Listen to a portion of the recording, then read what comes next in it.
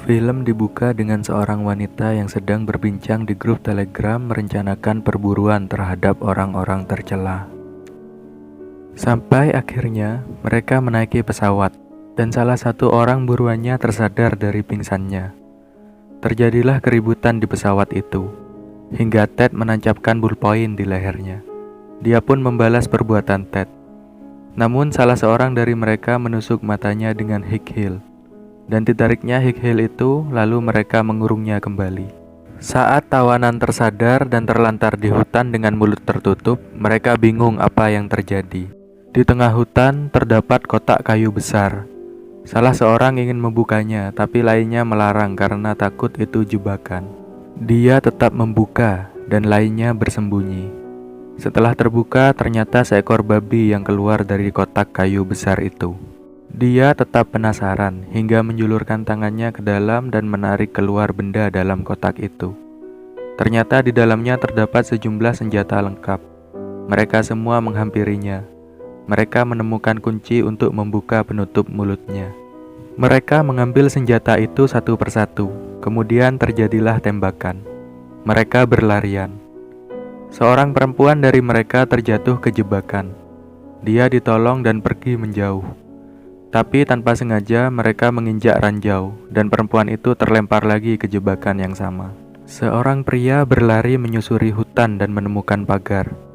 Di luar pagar terdapat jalan. Kemudian temannya juga datang menghampirinya. Akhirnya mereka keluar dari pagar itu. Tapi salah satu dari mereka terkena anak panah, sehingga tidak bisa keluar dari pagar. Dia berlari ke arah hutan sambil melepaskan tembakan-tembakan. Tapi anak panah mengenai dada dan lehernya, hingga ia mati karena digranat. Mereka yang sudah keluar dari pagar berlari dan menemukan toko di pinggir jalan. Mereka bertanya tentang lokasi saat ini kepada penjaga toko, lalu meminta ponsel kepada penjaga toko untuk menelpon 911. Seorang dari mereka memakan kue dan keracunan, hingga penjaga toko melemparkan gas beracun kepada mereka. Penjaga toko membunuh mereka dan menyeret mereka. Mereka disimpan di gudang. HT penjaga toko berbunyi. Ternyata mereka adalah bagian dari para pemburu. Mereka mengabari bahwa akan ada seorang lagi yang akan datang. Orang itu disebut Snowball. Dia datang dan tidak bersenjata. Lalu dia membeli rokok dan dia membayar. Dia membeli dengan koreknya. Dia bertanya, negara bagian apa ini? Penjaga toko memberitahu bahwa dia di Arkansas. Dia langsung menyerang penjaga toko itu dan membunuh salah satunya. Dia curiga karena rokok di Arkansas hanya $6. Namun kembaliannya tidak sesuai. Akhirnya kedua penjaga toko itu terbunuh. Dia keluar dan memeriksa keadaan sekitar. Dia mendekati mobil dan membuka plat palsu mobil itu. Dia juga mendapati seutas benang yang terhubung dari pintu mobil ke bom di bawahnya. Dia membawa HT penjaga toko dan menguping percakapan mereka. Lalu ada drone mengawasi toko itu. Tapi ada yang menembaknya. Snowball melihat seseorang menuju mobil, dan dia memanggil orang itu.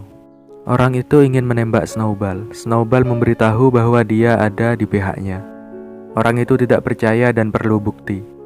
Snowball membuktikan dengan memberitahu bahwa ada bom di mobil itu. Mereka berdua pergi menyusuri rel kereta. Orang itu memperkenalkan bahwa namanya Gary. Snowball mengecek rel dan memberitahu akan ada kereta bergerak lamban melintas. Mereka berlari dan naik ke kereta itu. Saat di kereta mereka bertemu imigran gelap. Kereta berhenti tiba-tiba. Di luar kereta banyak militer berjaga. Snowball menyuruh Gary membuang senjata. Semua turun dari kereta. Para militer mengecek satu persatu imigran itu. Gary memberitahu bahwa dia orang Amerika. Tapi para militer itu tidak mengerti apa yang dibicarakan Gary. Seorang imigran meledek Gary, hingga Gary menyerangnya dan menaruh peledak pada orang itu. Semua berhamburan dan orang itu meledak. Gary menghilang. Mereka dibawa para militer ke sebuah pengungsian. Snowball dipertemukan dengan seseorang dan orang itu mempertemukannya dengan Don. Mereka makan siang. Don senang keponakan Paman Sam datang untuk menyelamatkan mereka. Mereka pergi menaiki mobil. Di tengah perjalanan, Snowball curiga kepada orang itu dan menendangnya serta melempar orang itu keluar mobil. Lalu Snowball memundurkan mobil itu dan melindas kepalanya. Snowball membuka bagasi belakang mobil dan menemukan Gary yang sudah tak bernyawa di dalamnya. Don mengajak Snowball pergi, tapi ditolak. Snowball menceritakan tentang dongeng kelinci dan kura-kura. Kelinci itu hewan menyebalkan, karena dia selalu membual. Katanya dia hewan tercepat. Itu benar, karena setiap dia balapan, dia selalu menang. Seisi hutan harus menghadapi semua bualannya. Dia selalu ingin balapan hanya untuk sombong. Jadi kura-kura berpikir, kenapa tidak, ku coba saja. Kelinci tertawa. Katanya, ini pasti menyenangkan, ayo balapan. Dia berlari. Kelinci meninggalkan kura-kura di belakang. Dia jauh di depan. Tentu saja karena kelinci selalu menang. Tapi dia ingin balapan terlihat sengit. Jadi dia berhenti dan tidur. Dia kebablasan. Saat dia bangun, dia tahu akan kalah. Kelinci berlari kencang, tapi sudah terlambat. Kura-kura mencapai garis finish duluan. Dan penonton riuh. Malamnya, kura-kura makan dengan keluarga. Dia menceritakan cara dia menang pada anaknya. Jangan menyerah, terus merangkak ke depan dan kau bisa hadapi apa saja. Pintu didobrak, kelinci pelakunya. Dia membawa palu. Dia menghantam istri dan anak kura-kura, agar kura-kura melihat mereka mati. Lalu tiba gilirannya. Setelah seluruh keluarga tewas, kelinci duduk dan memakan hidangan mereka sampai habis. Karena kelinci selalu menang, sambil mencabut pisau dari kepala Gary. Don bertanya, siapa kelincinya, kita atau mereka? Tiba-tiba seekor babi keluar dari hutan. Don membawanya. Malamnya para pemburu berjaga di base camp. Richard pergi keluar ingin membuang air kecil. Saat buang air kecil, tiba-tiba Don memanggilnya dan Snowball membunuhnya. Di luar base camp terdengar suara langkah kaki. Mereka mempersiapkan senjata, lalu babi memasuki base camp dan mereka menembakinya hingga mati. Pemiliknya sedih. Tiba-tiba, seorang dari mereka tertembak kepalanya oleh Snowball. Terjadilah tembak-menembak. Snowball menusuk salah satu dari mereka dengan panah, menembaki mereka, dan terjadi pertarungan hingga tersisa 2 orang dari para pemburu. Snowball terkejut dengan kedatangan Don. Dia menawarkan Don untuk menginterogasi pemburu, tetapi Snowball malah menembak pemburu itu. Tiba-tiba radio HT memanggil Don dan menanyakan apakah Don sudah menghabisi semuanya. Akhirnya Snowball curiga dan mengarahkan tembaknya ke Don. Dia kemudian menembak Don. Radio HT itu memanggil-manggil Don. Snowball menjawab bahwa dia telah membunuh Don. Lalu radio HT itu memerintahkan Snowball agar menemuinya. Snowball bertanya kepada pemburu yang tersisa, di manakah tempat yang berbicara di radio HT. Akhirnya dia memberitahu. Setelah tahu, Snowball menembaknya. Setahun yang lalu, para pemburu telah mempersiapkan nama-nama orang yang akan mereka buru. Mereka mendiskusikan tiap-tiap orang yang akan diburu. Snowball tiba di tempat asal suara radio HT itu. Di gerbang terdapat suara memerintahkan Snowball agar senjatanya diletakkan di kotak surat. Jika tidak, maka dia akan meledakkan bom C4 di bawah gerbang. Snowball akhirnya meletakkan senjatanya. Gerbang terbuka.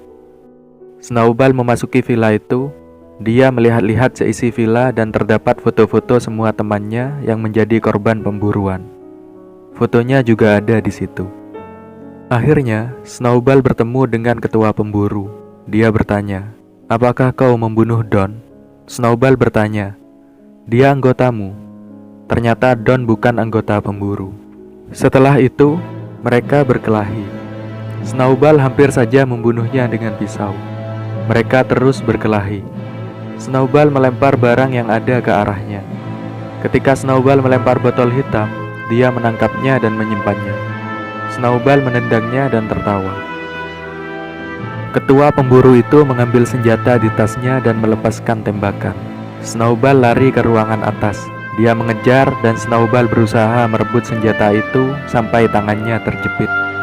Snowball melompat dan terjatuh. Ketua pemburu mengambil pisau dan menyerang Snowball sampai dia menusuk perutnya. Dia mencekik Snowball, dan Snowball melakukan perlawanan hingga mereka membentur kaca. Mereka melanjutkan perkelahian. Ketua pemburu mengambil benda tajam yang dilihatnya, lalu menyerang Snowball lagi, hingga benda tajam itu terkena perut dan bahunya. Ketua pemburu menyerang Snowball habis-habisan. Snowball menusukkan benda yang tertancap di perutnya ke perut pemburu. Benda itu tertancap ke perut pemburu. Saat sudah tergeletak lemah, Snowball bertanya kepada pemburu mengapa mereka menyebut dirinya Snowball. Ketua pemburu itu menjelaskan. Akhirnya, ketua pemburu itu mati. Snowball melihat kelinci masuk ke ruangan itu. Dia bangun dan memakan makanan di dapur. Kemudian dia mengeringkan luka di perutnya dengan korek api. Kemudian, Snowball mengenakan gaun hitam dan pergi ke pesawat pemburu itu. Semua pelayan pemburu di pesawat terkejut. Snowball menjelaskan bahwa dia telah membunuh atasan mereka. Sekarang dia ingin pulang. Pelayan pemburu melayani Snowball. Dia menikmati minuman dari botol hitam yang disimpan ketua pemburu. Film pun selesai.